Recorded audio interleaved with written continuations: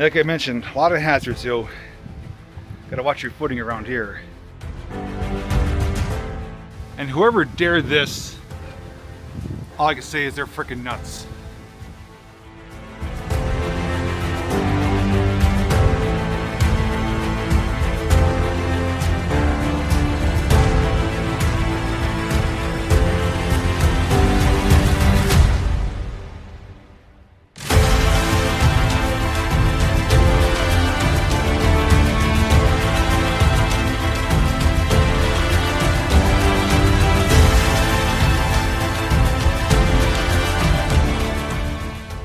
Knowing there's nothing underneath here is not the greatest feeling.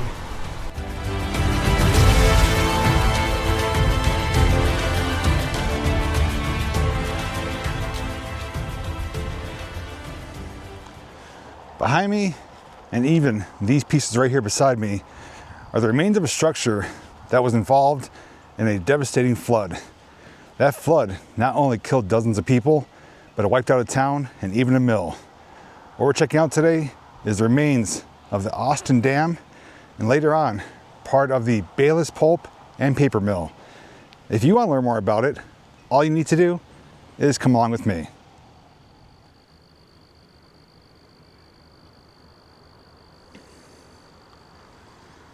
Here's a memorial of all the victims of the September 30th, 1911 Austin flood. You're welcome to pause to read that if you want to. Like myself, I'm sure many of you want to know more details about this dam, the town, and the paper mill, which we're going to be checking out later. So let me tell you more about this area. The following information was taken from the PABucketlist.com website, which will be linked down below in the description.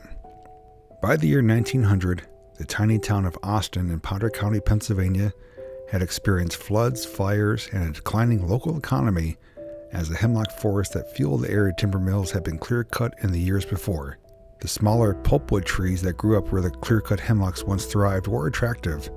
However, to industrialist George Bayless, he saw the area as a prime spot for a pulp and paper mill. Construction of the Bayless Paper Mill began in 1900, and many in the area welcomed the mill and the jobs it created. Because the paper mill required a reliable year-round source of water to operate, Mr. Bayless had a large concrete dam built in 1909, a half-mile upstream from the paper mill, to replace an earthen dam on Freeman Run that had proven to be inadequate. George Bayless ignored several key safety recommendations to save money during construction of this 50-foot tall, 530-foot wide dam, and the result was catastrophic. On September 30th, 1911, the dam broke, unleashing 400 million gallons of water in a torrent that tore through the narrow valley, destroying the paper mill before reaching and destroying most of Austin as well. The Bayless Paper Mill was rebuilt after the flood and remained operational until a massive fire in 1944 caused it to close forever. Today, only the charred and deteriorating remains of this once mighty operation remain, standing in silent tribute to those who worked and those who died on that site over the years.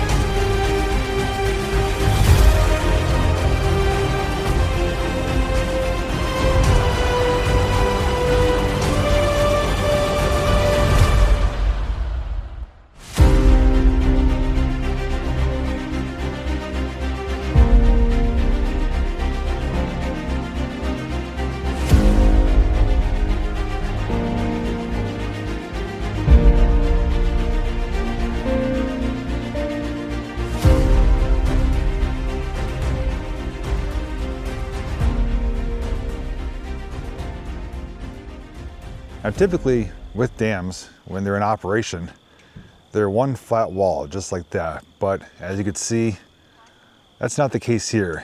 The amount of pressure and sheer force dislodged, broke apart, and pushed away humongous chunks of the dam spillway, resulting in disaster. Also joining me today, gone ahead, is Becky, and Jake's right here.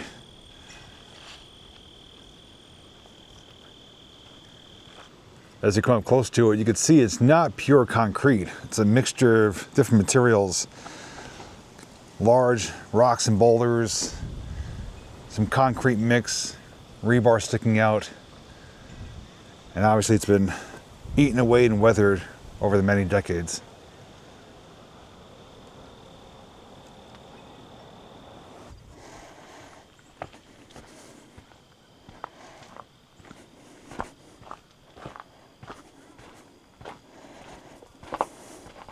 Now obviously there wouldn't be a break or a gap here, but that is a chunk that's missing. You can see just a massive twisted iron here, serving as structural support. It's sheared off right there. And there's Becky. These have both been washed out underneath. Look how much they're leaning backwards. I don't know if they lean backwards by design because there's water pressing against it. Yeah. So that could be by design, or it could be leaning unintentionally. That's a good observation though. If anyone watching happens to know about spillways and dam walls, if they're supposed to lean backwards or not. Also too, yeah. That one's pretty straight. Yeah, and that's right at the side that probably wouldn't even really got hit. So yeah, it could have just been like undermined here and causing it to tilt backwards. And obviously behind us here would be the body of water. And for how high the spillway is, well, it'd be pretty deep. Here you can see the sheer thickness of that wall. Obviously it kind of tapers towards the top, but if I was to guesstimate, I'd say it's probably at least,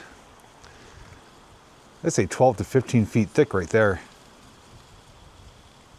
And Becky's gonna pose for size perspective here.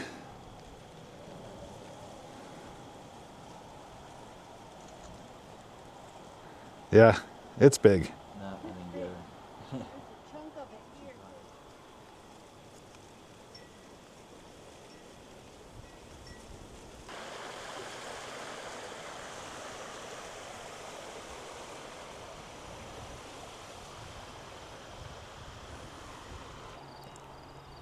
Now, if you're ever curious about the force of water, this is a clear example of it. To bust away these massive slabs of concrete and stone, it's kind of mind-boggling. And to twist and bend the steel almost like it's licorice. This is probably the most impressive piece though, because this is angled about 45 degrees away from its location. That's a huge break right there. And then obviously chunks broke off, so there's some laying there. Obviously we have this one here. Becky, you want to stand in front of it just to show? She's 5'5" for reference, so I mean, it's not just like a boulder, it's like the size of a house.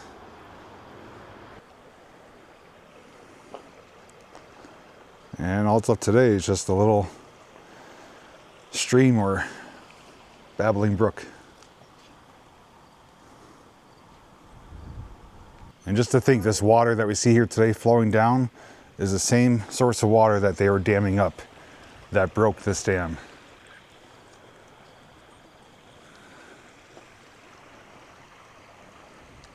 Right by the parking area of the dam is this information plaque, which has some really incredible information, basically about how everyone was alerted when the dam broke. And it was due to this individual right here, Cora Brooks. She didn't have a great reputation, which you can read for yourself, but basically she heard the cracks of the dam, thunder of the water, realized the destruction is heading to town. She's given credit for calling the Austin switchboard operators at the Bell telephone office, which then relayed to the pulp mill, and they sounded an alarm of 8 short hoots and 1 long blast. There's also some of the homes here that were here at one time, and also the devastation after the flood.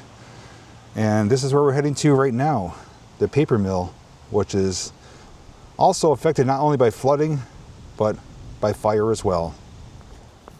Currently heading along a faint trail or path on the way to the paper mill.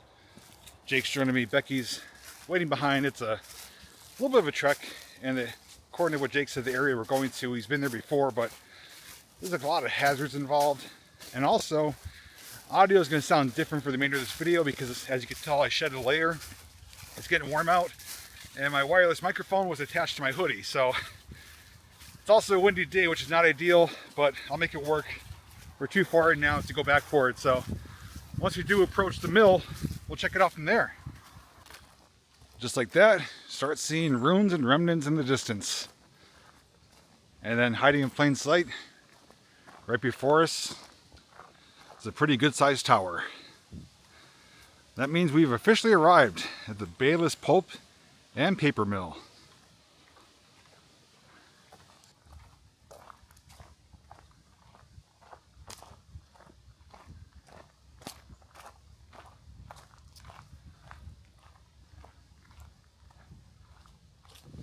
Now, although this is two separate locations, I do consider it one location, at least for this video, because the dam and this mill, well, they're both involved in the flood. So I'm considering this one location. One affected the other. But as we already learned, not only was this place affected by the flood, it was rebuilt and then destroyed by fire. It was just not meant to be to have a long duration operating mill here. Looks like we found access down there. And I don't know what this is.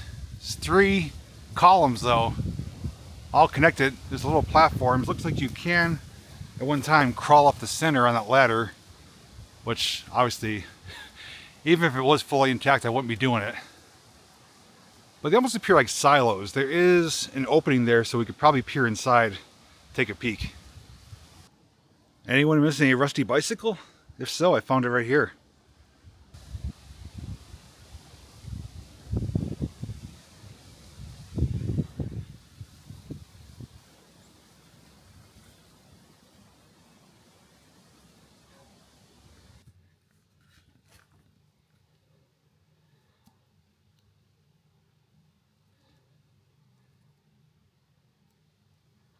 It's like there's platforms in there. I can't see straight to the top. But that's looking up inside this left silo or column.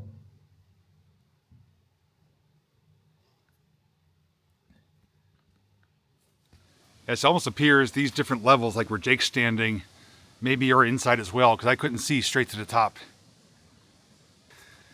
And like I mentioned, a lot of hazards, so gotta watch your footing around here. And whoever dared this, all I can say is they're freaking nuts. It's even hanging. I've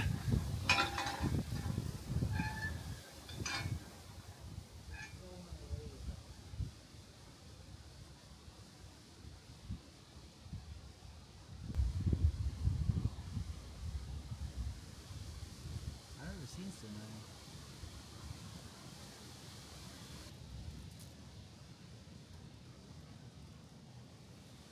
I'm gonna try to get out of the wind for a moment. Do have access in here, and it says inside you have choices. It's like Jigsaw. Do you want to play a game? It's about a 2-story building, solid concrete. Looks like at times there's water in here too, possibly. And it's significantly cooler in here. It feels nice. No surprise it's tagged up.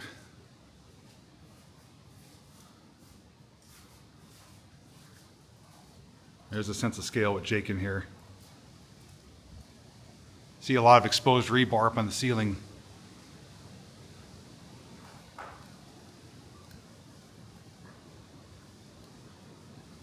Really kicking myself in the butt for leaving my microphone with my hoodie. It's picking up significantly here. But I didn't see any choices in there. Seems like false advertising. Jake also pointed out on the outside here, we could see where electrical connections would have been. There is little insulators. If I could zoom in on it right there. So they went all along the side of this building. A lot of brackets hanging off. It looks like somebody would have went through the wall there, which is bricked up. Bird nest. Bird nest right there. Got confetti in it. So they found confetti for nesting. You even see an I-beam right there, which is cut, and they bricked around it right here. So again, this is only remnants of what used to be a massive complex here at one time, which we already know most of it was destroyed by fire.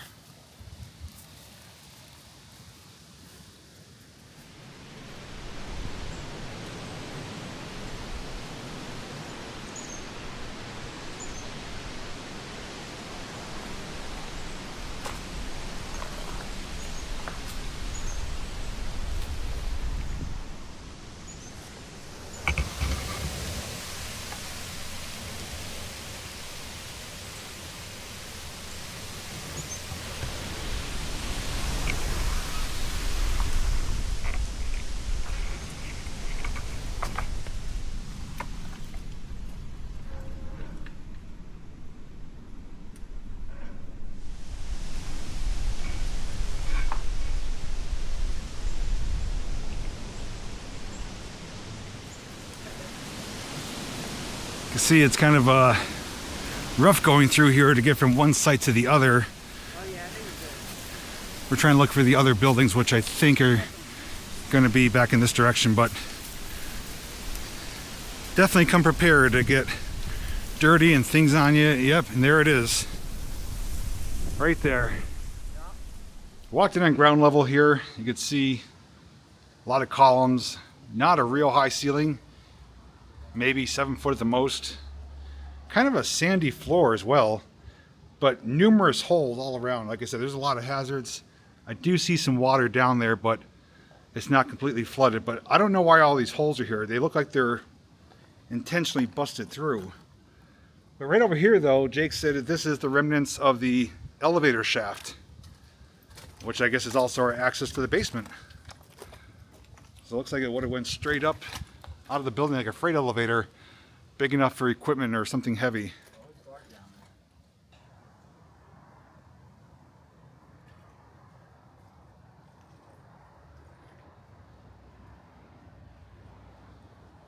Got stalactites, we got ruins, we got graffiti, and we have a basement calling our name, so let's head down there.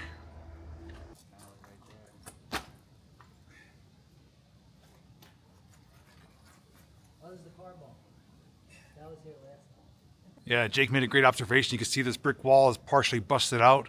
That's what we're standing on right now. That's why it's partially filled in. Well, Jake forgot his flashlight. I forgot my microphone, but we're making it work, so I'll go first with the lighting.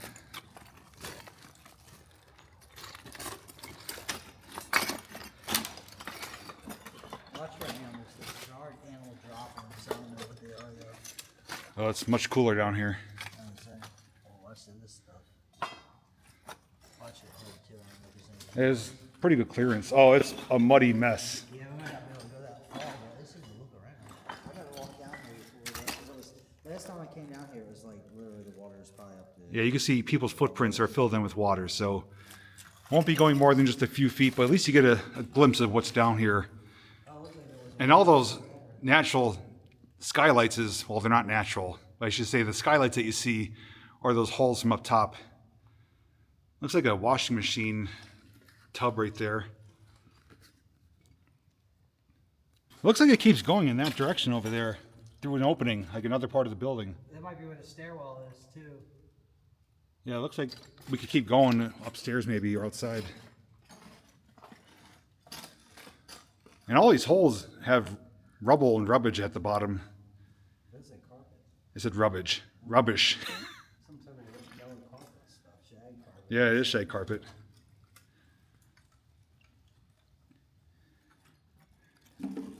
All right, that's about all we could get without wearing muckers. All right, so not only are there some hazards basically all around this property, including some really exposed rebar right there that you could back into and get prodded. Well, Jake said the second level is not the easiest one to get to. And, well, I could see why. I don't know if I want to do that. I mean, if you do fall, you got the rebar to catch you, but it just has like tetanus written all over it. But I do have my shot, so. Oh, there's actually another floor, right? Yeah, the other floor's fine. Those steps, yeah, they look intact. Yeah, you got like monkey crawl. Jake's packing a water bottle, chewing out the back there. Oh, there's a pipe here. This pipe. Against my better judgment, I'm gonna follow in Jake's footsteps, literally. You know what? I'm thinking about getting down. It's gonna be maybe even harder. You want to just try to walk it? Oh, I see what you're saying, like going climbing down. Yeah, I can see where I'm going up. Down's gonna be harder. You know what? I'm gonna play it safe. Jake's got the camera. Jake, give them a brief tour. I got you. I'll wait here.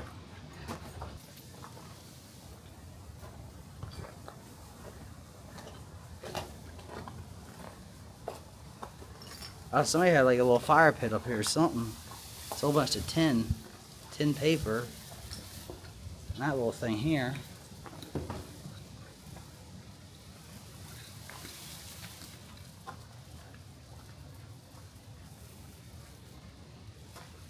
Hardly any holes on this floor, really. There's that brick wall that we had to stand on down there.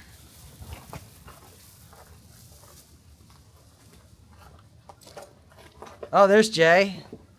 Hey, see, I made it up there. Imagine seeing you here. Vicariously. There's some tinfoil stuff up here, and like somebody like made a table, I guess, to like make food on or You something. can also see the roof is like going downwards too. Yeah, a little bit right in the center there. A lot more rebar up here and a lot more like little plants. I'm gonna circle around now. I'll go up on the roof real quick and then come back down, come back over to the stairwell. Oh yeah, there he is again.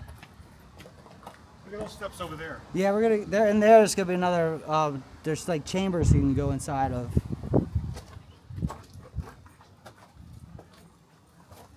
All right, we're going up this staircase. Now we're up on the roof. So you can find Jay here. Jay, where are you at?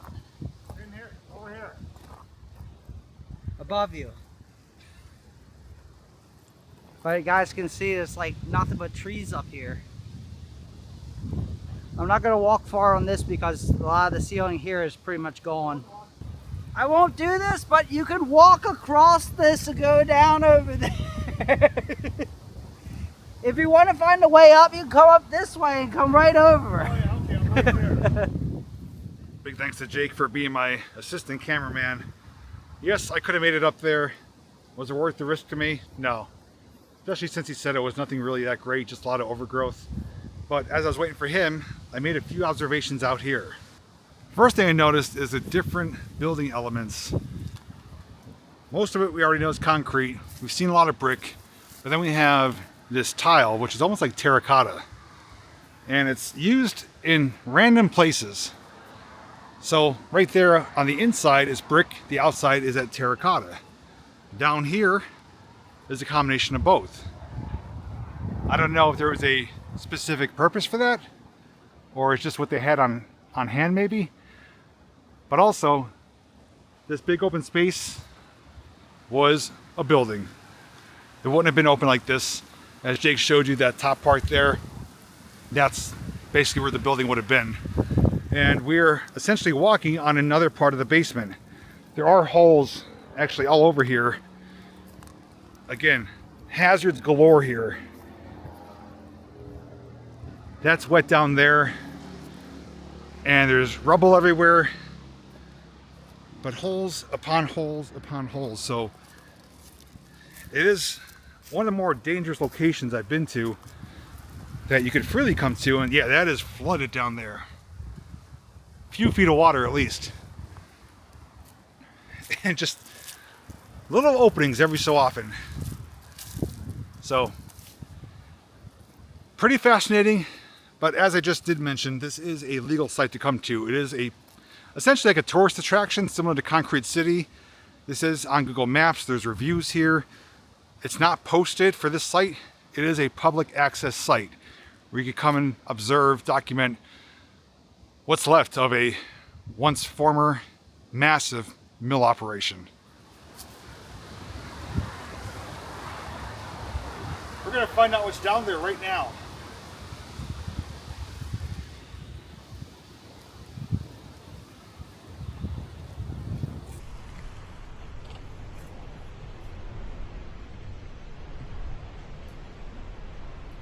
I see daylight down there from my backside. Must be an opening down there.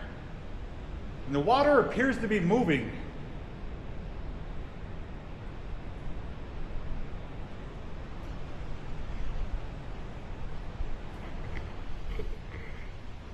Don't want to drop this.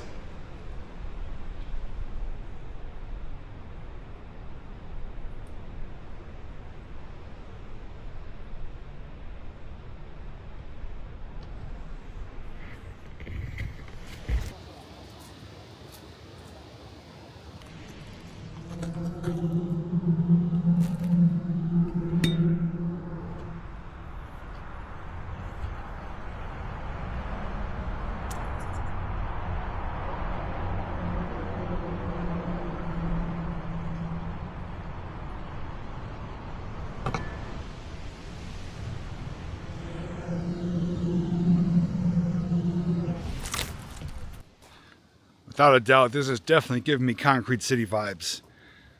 All these holes would be inside the homes, and then the broken off pieces of the homes laying just like that.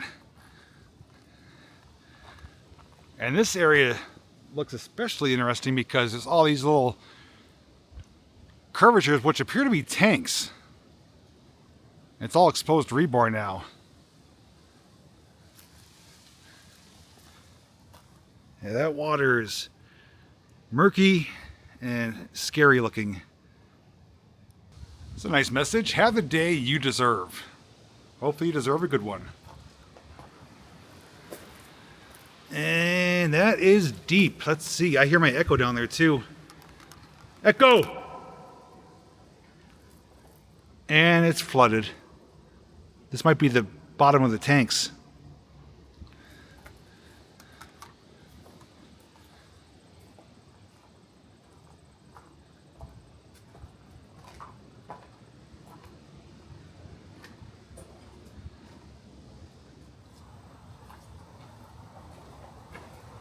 Now, in case there's any cause for concern about where I'm walking, or if you were to come here, number one, this is already resting on the ground. It's not going anywhere. Super thick concrete. And even though there's a cavity beneath us where it's filled with water, the concrete that I can see is at least this thick. So, unless you were to deliberately or accidentally fall into a hole, I don't see this crumbling beneath you. So, just like Concrete City, it was built to last. Even Concrete City couldn't be destroyed with the 100 sticks of dynamite. This is not going anywhere anytime soon.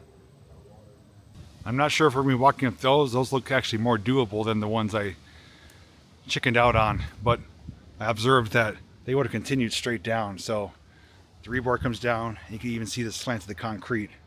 So at one time, it was a full set of steps from ground level right to the top. Well, Jake said to take a look inside here. That'll take you through some rooms if you go through it. Does it connect on the inside? Yeah, it ends up going out to the other ones. Like they all connect to each other. All right, I'm more willing to go through there than what you did up the steps. Really? All right, so we opted for this one because there's a step here. It's not a clear shot to the bottom. And I should be able to get through here. Oh yeah, not a problem.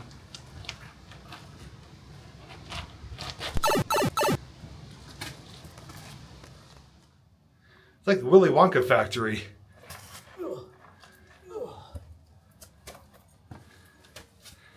This is strange, it's all It tile. reminds me of the tunnel in Harrisburg that we went in. We rode bikes through it. Remember Yeah, it was like underneath the road. Yeah, this is all tile. And it's damp. Oh, look at this stalagmite.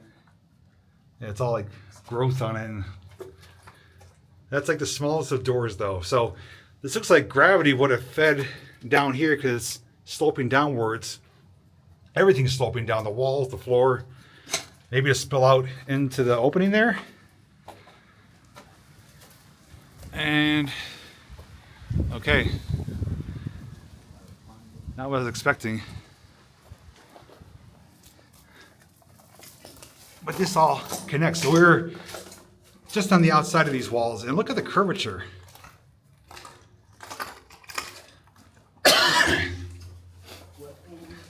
This is actually really neat. It's like subway tunnels.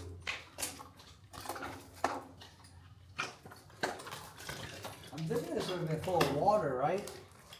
If it was though, like why the tile though? That's what I don't understand. I mean, Keep it from, I don't know. It almost seems like man-ways or for water or both, but Because like the ends of where we came in and dumped down into the river. it just kind of keeps going. So was there 3 of them here? And then there's a separation and the other ones are to our left. Yeah, so I guess you got two doors per team. Yeah, so we can't get to each open one, but it's basically repeating itself over there. So, okay, the tanks are above us though. We actually weren't inside of those. We were underneath them. I wonder if you can even get to the inside of the tanks. I'm not sure. We'd have to try to get top level. So I was mistaken. I thought we were inside of them. We were underneath them. I back out with that broken. Jake and myself are just trying to figure out what the premise of this is, because there's no pipes or openings above us, and that's where the tanks are. So the curvature is the tanks, but there's nothing connecting the tanks to these rooms. I just truly don't know what they would have been for. I've never come across anything like this before. And there's some stalactites forming here.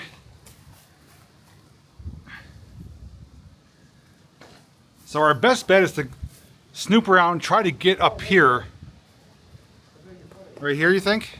Yeah, maybe we could get up here. Yeah, I think we could get up here.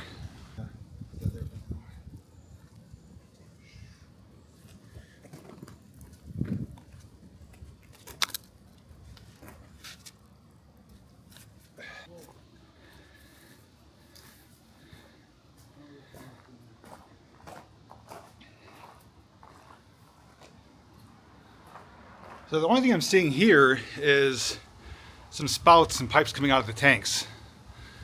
Right there, right there. I'm not sure if this would have been covered over or not.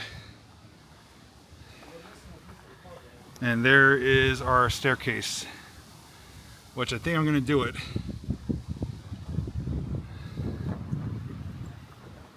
It's a random rope hanging there.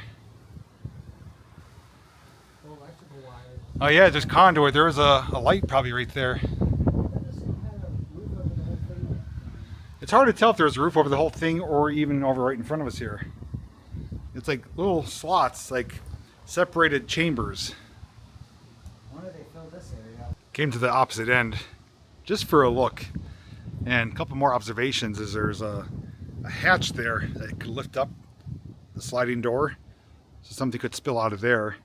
And then we have looking down into some more ruins and remains. There's another basement right there, which I see water in it. Different separation areas.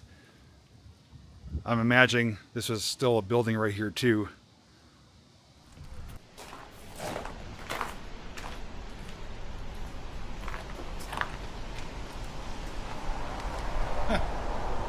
Knowing there's nothing underneath here is not the greatest feeling.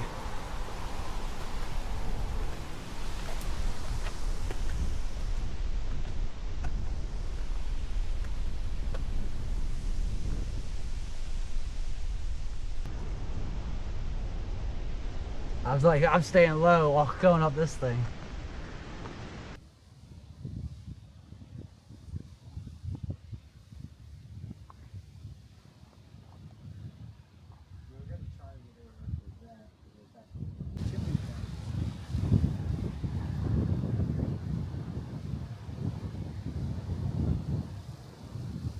So I can't get over to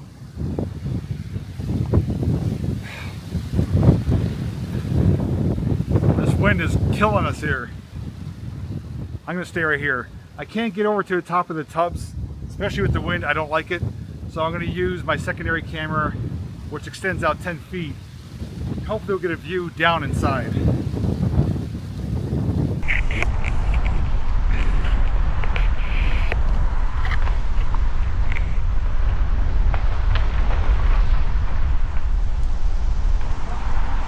fell down. I don't know if you heard that on camera. I just heard a loud noise. It sounded like a tree. We didn't see it, but we heard a tree falling. All right, let's try and do this.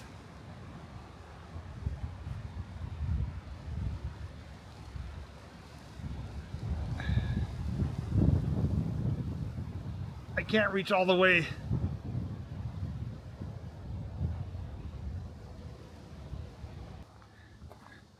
Although I was willing to risk coming out beyond this point here, my plan was to walk down there with the 360, get you some views topside, but with the wind and the high gust, it's not even worth it, because right down to the bottom there is about a 20-25 foot fall, and if you hit something on the way down, it's going to be even worse. And on top of that, rebar everywhere. I was hoping to even climb up on top of here, but it's just not going to be doable. I'm willing to push myself, but I also have to know when it's not even worth attempting. And the wind is the scariest thing right now, because I almost lost the camera a couple times, and we're up here exposed. But we got some good views of the tower though.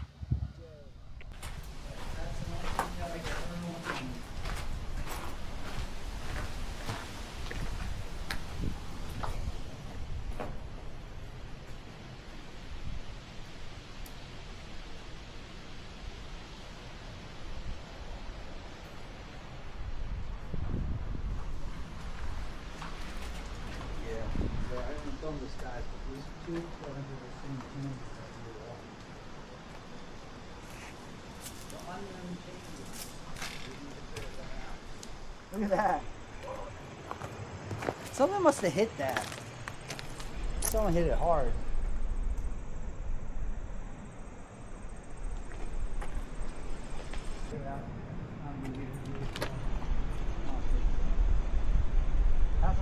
That's why the people are crossing. So we just climbed down from up on top of here, and look at this view. That is something else. The water, the rays of sunshine, the eeriness. I know you saw this already with my camera sticking down the hole, but now we could see it with our own two eyes on this camera. Big collapse there right ahead of us too. The floor is just essentially laying on the ground. Also notice these hatches here too, which are shot up. And Jake was saying this is probably intentional by design to have the water flow through here, harness the power of the river. Jay said the trail kept going that way, so I'm wondering if maybe the same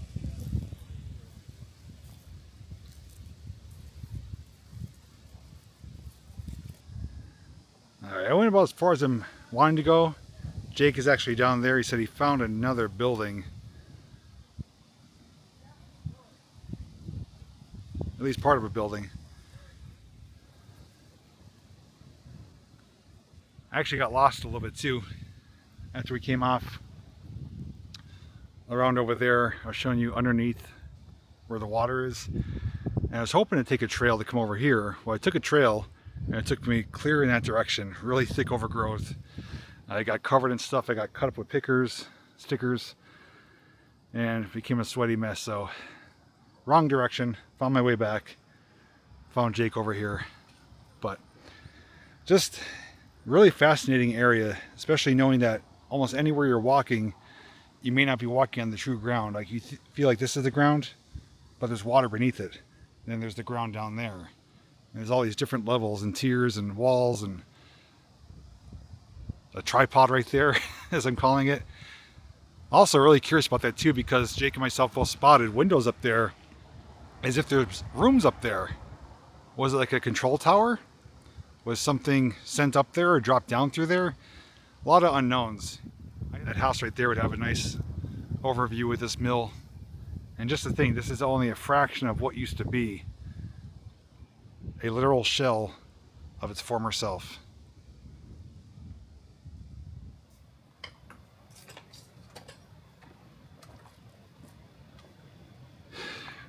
Definitely came a bit unprepared for this adventure and exploration, and no one's fault but my own. Not only am I not really dressed for the right occasion, but as I explained, left my microphone on my hoodie, and I don't have any gloves with me, and I wasn't really expecting how thick and overgrown it is here. It's a literal jungle, and there's no direct paths. There's only a few makeshift paths coming to different areas. Like I said, I got lost following a path that went to nowhere, and even coming here by the tower, we had to make our own way down and just take random little weeded trails to these buildings here. So the best recommendation I have, which I'm going to follow for myself in the future, is come here in the winter time. Anytime in the summer, in the warmer months, is not going to be advisable, just because it's hidden and thick and overgrown. And we're here end of October, and it's still ridiculously thick here. Jake ventured through, got a couple of things I didn't go to, so make sure to check out his channel and video. And I also want to thank him for bringing me here, because this is a location which was another bucket list item, as well as the Kinzawa Bridge. We did them both on this weekend. I didn't know when I'd be getting out here, but I'm glad to say I finally made it. A little underprepared, but I made it work with what I had with me, including this camera and my 360 camera, which I think offered some really spectacular views. Went out of my comfort zone a little bit, also stayed in my comfort zone a lot more. But without a doubt, I will be back in the future, better prepared with gloves, better clothing, better footwear, and during the winter time. Probably won't be anytime soon, but I know there's more here to see, more to check out, and I want to do it better than I did it today. Hopefully you enjoyed the view of not only the Austin Dam, but also the ruins, remains, and remnants of the Bayless Pulp and Paper Mill, as well as the information I was able to share with you as well. Thank you so much for coming along. Thanks to Jake and Becky as well. And until next time, I'll see you in the next video.